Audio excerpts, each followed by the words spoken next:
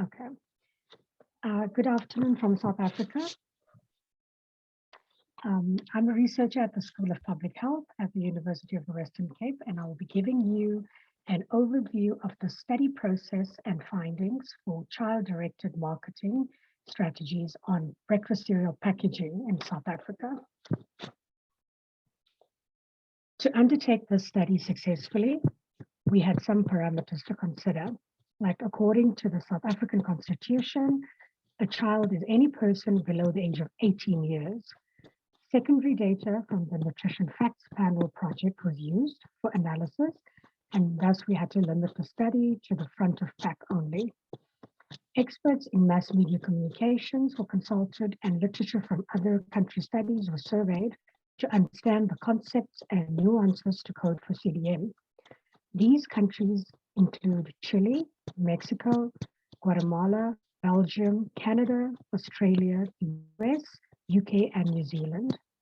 We developed a questionnaire that would be generic enough to study other food categories as well, such as beverages and snack foods as an example. Coders were trained on the code book to standardize the data entry, and double data entry was performed to assess inter-rater reliability. Through the process of developing this code book and analyzing the data, we came to the decision to categorize CDM as direct and indirect CDM, but I will explain that a little later. The data used was collected from February to May 2019 as part of the Nutrition Facts Panel project, and it included 8 supermarkets from 3 sites in the Western Cape. 3 sites were used to account for the different income groups, middle to high and low socioeconomic groups. 6 retail chains operating in South Africa are represented, and they have national presence. Photographs were taken of all packaged food and beverages that had a barcode and Nutrition Facts panel. Photographs were taken of the front of pack, Nutrition Facts panel, barcode, package size, ingredients, manufacturer, and distributor per product. These photos then were saved on SharePoint, which is an online document management system that integrates with Microsoft Office. And a subset of breakfast cereal data was extracted from this dataset for the purpose of this study. A team of 7 coders with training in nutrition and with previous experience in capturing nutritional information of prepackaged food items were trained as coders for CDM. Double data entry was done to standardize coders' interpretations of the concepts and understanding of nuances for CDM to ensure inter-rater reliability. Data was then entered into REDCap, which is a research electronic data capture project, which is a web-based application for building and managing online surveys and databases. Initially, a pilot study was conducted to assess the data entry procedures before actual data entry was conducted. Coming back to direct and indirect CDM, we found that all breakfast cereals carried some form of CDM, but not all could be justified as directly targeting a child. We know a cartoon character may directly attract a child's attention, but nutritional or health claims may not. However, a child might notice a price promotion on a product and use that to bargain with the parent to make a purchase. The parent might also notice the nutritional or health claim to further justify purchasing the product.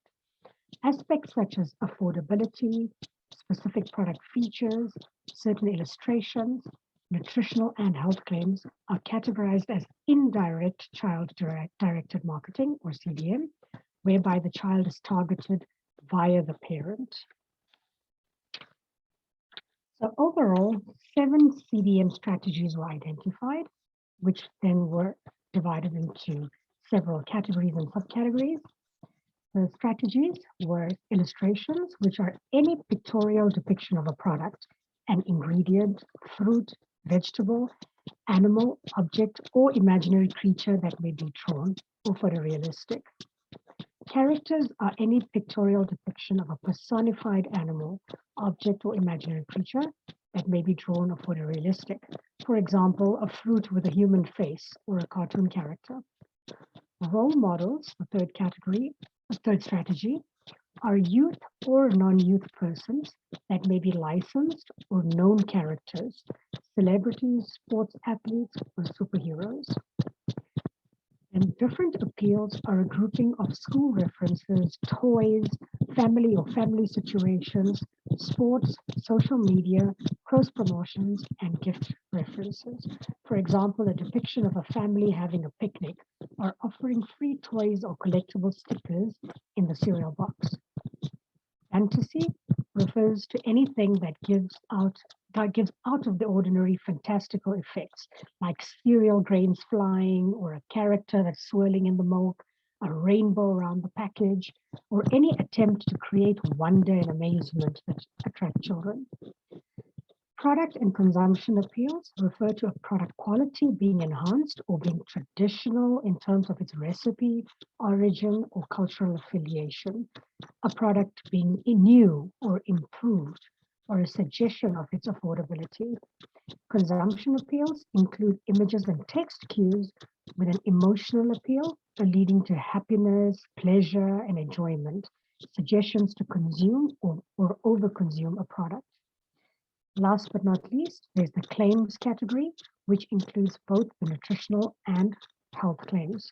So these strategies are further divided into categories and subcategories. And as an example, role models may be youth or non-youth. In total, we had 117 subcategories for child-directed marketing.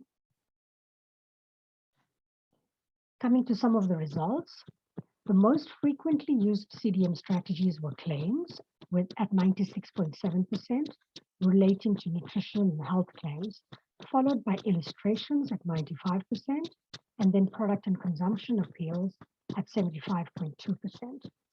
It was interesting to note that there were far less character strategies used on South African breakfast cereal packaging when compared to the other countries. This may be an impact of a draft regulation, the R429, which stipulates that images directed at children and the inclusion of toys may not be used to advertise food containing nutrients of concern above certain nutrient composition cutoff points. It goes to show that, policies work. Just under half, 41.2% to be exact, of the ready-to-eat breakfast cereals, that's cereals that don't require any preparation, made use of multiple CDM strategies. These products with multiple direct CDM strategies had a higher sugar and sodium content. Interestingly, breakfast cereals are marketed to children as being high in energy, as being a positive thing. But we find that when more CDM strategies are used, the products actually contain less energy. Statistically significant differences were noted in the mean total energy content and sodium content. No statistically significant differences were noted in the mean fiber content of the breakfast cereals. However, statistically significant differences were noted in the protein, sugar, free sugar, and saturated fat content. You can see that the sugar content is higher, but the protein, saturated fat, and fiber content is lower when more than 3 CDM strategies are used.